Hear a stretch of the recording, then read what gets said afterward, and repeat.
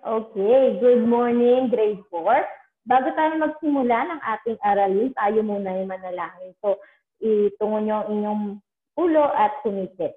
Ilagay sa ang presensya sa Panginoon. Ulo, tungo, matay, pikit, labo, mana, ngangit, isipin siya, nakikinig sa ating dalangin. Panginoon, maraming salamat po sa araw na ito. Maraming salamat po na binigyan niyo po kami ng magandang panahon, ganun din po ng malakas na internet para, Panginoon, makapag-aral, Panginoon, ng aralin ngayon sa EP. Ganun din po, kayo po yung magbigay sa amin ng talino at wisdom at kalakasan. In Jesus' name, amen. Okay. So ngayon, balikan muna natin yung video, no? Doon sa video, ano yung mga tatlong uri ng likas na yaman? Ano yon? Okay, tama. So meron tayong yamang di nauubos, yamang napapalitan, at yamang nauubos. So, ano-ano ba yung mga yamang di nauubos? Ayan, napakagaling. So, ang mga yamang na hindi nauubos, yung mga yamang lupa at yamang tubig na nakapaligid sa ating mundo, no? Ano naman pag sinabing yamang napapalitan? Sige nga. Ayan, mahusay. So, yun naman yung mga bagay na may buhay, no? Na meron na lumalago, dumarami. So, yun yung mga yamang napapalitan. So, bigay tayo ng example tulad ng puno. Dumadami yan kung papalitan natin, no? Kung papalitan natin, mas madaming puno, di ba? So, napapalitan ang puno. Ganun din, ano naman kapag sinabing yamang mineral, magbigay nga kayo ng mga halimbawa? Tama. Mineral tulad ng ginto, silak, at bakal. So, may isa pa, yung diamante. So, yun yung mga yamang nauubos. So, tatandaan na, meron tayong tatlong uri na likas na yaman. Yamang di nauubos, yamang napapalitan, yamang nauubos. Meron din tayong, doon sa pinanood nyo last week, meron din doon 5 yaman ng Pilipinas. No? Una, yung yamang lupa. Diba? Yamang tubig. Yamang enerhiya, yamang mineral, at pinakang mahalaga sa lahat ang yamang tao. So ngayon, puntahan natin o aralin natin, no? Hindi ko na ipapanood ulit sa inyong video dahil kasi napanood nyo na yon. Pero pwede nyo siyang balikan sa LMS. Ganon din yung lesson natin ngayon, no? Meron akong hinihandang PowerPoint para sa inyo na kung saan pag-aaralan natin ang yamang tubig at yamang lupa. No? Ano-ano ba yung mga yamang tubig at yamang lupa? So, ito yung mga yamang tubig at yamang lupa. So, wait lang ha. I-ano lang ni Teacher Julian para mas makita nyo. So, ang lesson natin, ulitin ko, no? Mga likas na yaman. So, sabi nga, sa tulong ng Panginoon, 100% ng mga mag-aaral ay inaasahang nalalaman ng iba't ibang likas na yaman. So, ito yung video, pero hindi ko na ipapanood sa inyo. Una, ang tanong, bakit mahalaga ang mga magsasaka sa ekonomiya ng ating bansa? Sige nga, sagutin niyo. Yan, napakagaling, no? Napakahalaga ng mga magsasaka sa ating ekonomiya o sa bansa natin, rather, dahil sila ay nakatutulong upang panatili ang mga likas na yaman. Sila ay nagtatanim, so sila ay nagpapalit, no? Yung may mga sinakain natin, o kung walang magsasaka, wala kayong bigas, yung pa naman yung pinakamahalaga minsan, no? Walang gulay, walang prutas, o paano nyo makakain yung mga paborito yung prutas kung hindi magsasaka ang mga tao na ninirahan sa mga kapatagan, no? So, kaya sobrang napakahalaga. Meron din tayong mga magsasaka na yung kanilang pananim, ine-export nila sa ibang bansa, no? Malaking tulong din yun sa bansa na mayroong pagkain na makukuha ang mga mamamayan ng isang bansa. So sa pangalawang tanong, gaano kahalaga ang tubig sa mga tao? Yan, sa'yo, gaano kahalaga ang tubig? Sige nga, sagutin mo. Ayan. So, napakahalaga ng tubig kasi ang katawan nga natin 75% ng katawan natin tubig. O paano para sasabihin mo hindi mahalaga ang tubig, di ba? Ang tubig, nagpapalakas sa ating enerhiya, di ba? O ang tubig, siya yung kailangan ng katawan para hindi tayo manamlay, di ba? Sabi nga, pwede kang mabuhay ng 40 days na tubig lang yung iniinom mo. Wala kang kinakain na kahit no? So, ganun po kahalaga yung tubig. So, pag-aralan natin ngayon ang mga yamang lupa at yamang tubig. So, mag-start tayo sa yamang lupa. O tinatawag siyang anyong lupa. So, sabi nga, ang anyong lupa ay sinasabing geogro na 30% lamang ang kabuuan ng sukat sa ating daigdig. So, ang yamang lupa o anyong lupa sa bansa ay 30% lang, no? Or sa buong mundo, no? Hindi sobrang dami na tubig. Yung mapapansin nyo, no? Next. So, meron tayong bundok, no? Sabi nga, ang mataas na anyong lupa ay sa burol, pabilog, o patulis ang taluktok. So, siya ay tinatawag na bundok apo. So, makikita niyo sa larawan, yan ay ang bundok apo. So, madaming uri ng bundok, hindi lang bundok apo, no? So, yung iba, matatagpuan dito sa Pilipinas, meron din siyempre sa iba bansa. Dito sa Batangas, may bundok din dito, di ba? Sa Cuenca, may bundok. O dito, may bundok din. Doon sa may papunta kina Aaron, kina Asher, may bundok doon. So, hindi lang bundok apo yung meron tayo. Kaya, so, yan ay isang likas na yamang lupa, no? Next, bulubundukin. Isa rin diyang uri ng yamang lupa. Sabi nga, ang bulubundukin ay matataas at matatarik na bundok na magkakadikit-dikit. So, meron tayong Himalaya Mountain Ranger, Andes Mountain Range, Sierra Madre. Tayo ay thanks tayo sa Sierra Madre kasi parang hinaharang, mataas kasi yung Sierra Madre, no? Yung mga bulubundukin. So parang ang Batangas ay natatakloban mataas. So hindi tayo masyado napapasok ng bagyo. So kahit signal number 4 yung ating signal, so yung bagyo hindi masyadong nakakatawid sa atin kasi nga mayroong bundok o bulubundukin na sumasalo dun sa hangin na papasok sa atin. Kasi kung walang masyadong taklob na bulubundukin or bundok ang Lipa or ang Batangas, sigurado maglulubog na rin tayo sa baha at lilipad na rin yung mga bahay-bahay, bubong na bahay natin. Kaya thanks to the Lord, may bundok at bulubundukin na nagsasangga sa bagyo sa atin, no?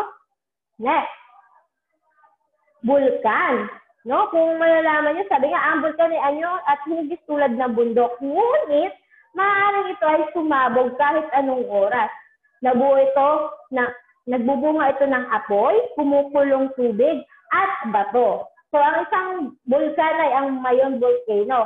Ganon din, meron din tayong sariling bulkan atin. So, ang bulkan, Taal. At thanks to God na hindi rin tayo, hindi rin tuluyang sumabog yung bulkan, no? Na pinagpapasalamat natin yun sa Panginoon, no?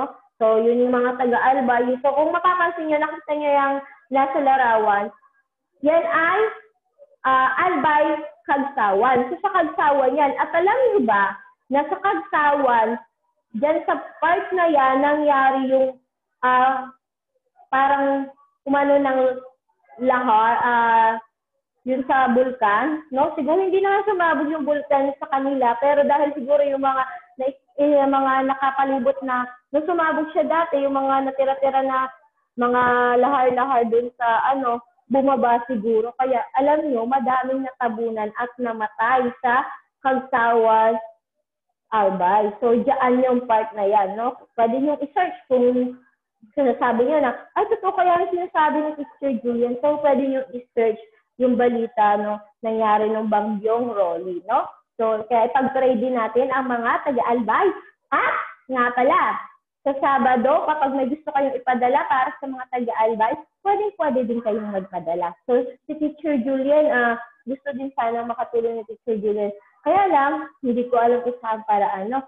So, ganun din kayo dapat. Kahit simpleng paraan. So, tulong tayo sa kanila. Kasi, pag tayo naman yung sinalanta, tutulong din sila sa atin. Saka ibabalik din niya ni Lord. Okay, next.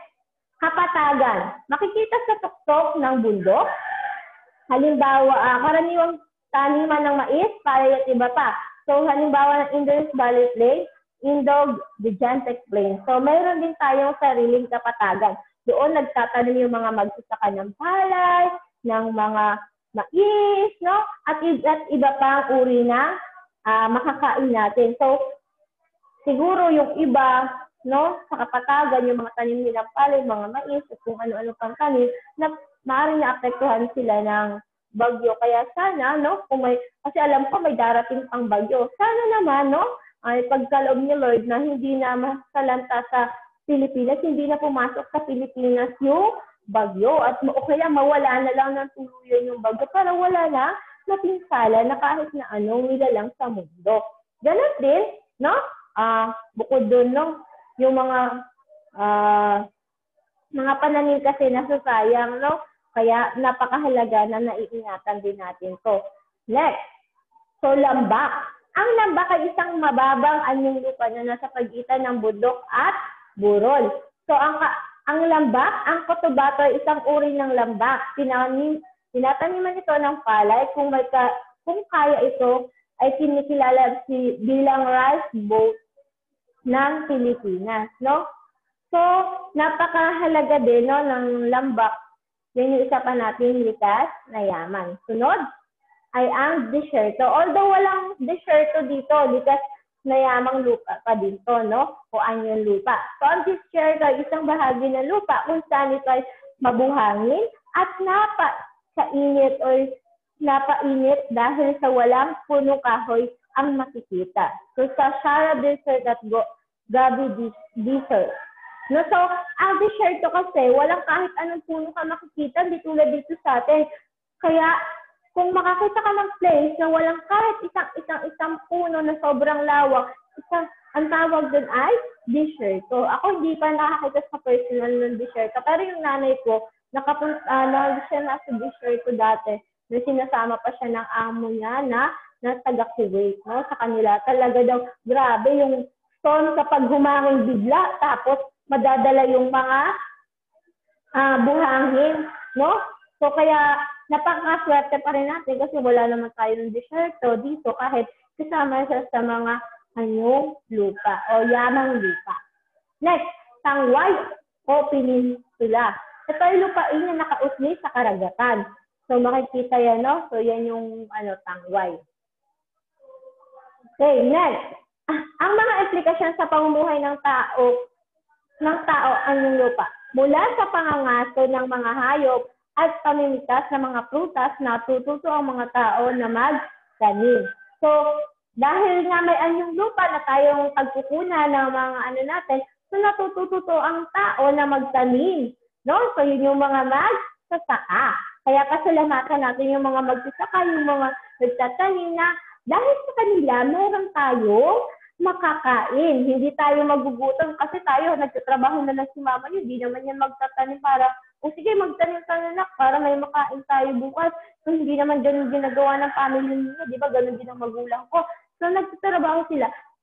Iba yung trabaho nila, kaya iba rin yung trabaho ng magsasaka. Ang magsasaka, sila yung nagbibigay sa atin ng ating makakain. Although, hindi naman libre, pero at least merong gumagawa o nagpuproduce ng ating makakain.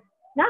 Then, dito rin naninirahan ng mga tao. Siyempre, tayo, sa kapatagan tayo naninirahan, di ba? Kung walang anyong lupa, walang yamang lupa, wala tayong titirahang mga tao. At sa kalaunan, natuto rin na magnina at magtroso. No? Yun nga, so, sa yamang lupa, doon nakukuha yung mga ginto, pilak, bakal, at saka mga diamante. No? So, napakahalaga na yamang lupa sa atin. So, kaya napakagaling ni God, no? Lahat ng yan, hindi natin kayang gawin. Kaya nyo bang gumawa ng disoto? Hindi. Lang ba? Lalong hindi. So, lahat yan ay biyaya na Panginoon. Kaya dapat pasasalamatan niyo ang Panginoon sa pagkakaloob niya ng yamang lupa.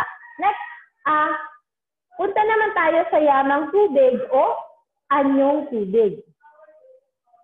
So, sabi nga, ang anyong tubig o yamang tubig ay binubuo ng tubig na ang halos 70% ng kabuang sukat ng daigdig. So, 70% ng tubig ay nandito lang sa atin. So, yung maaari sa amin sa probinsya namin, no?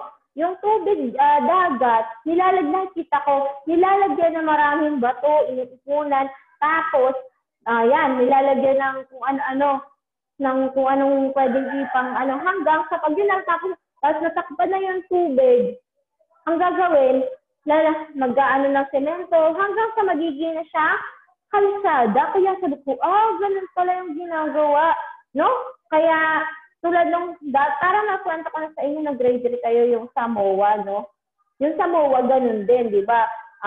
Manila Bay. So, tubig din kasi yun na pinabunan ng maraming bato hanggang sa ano.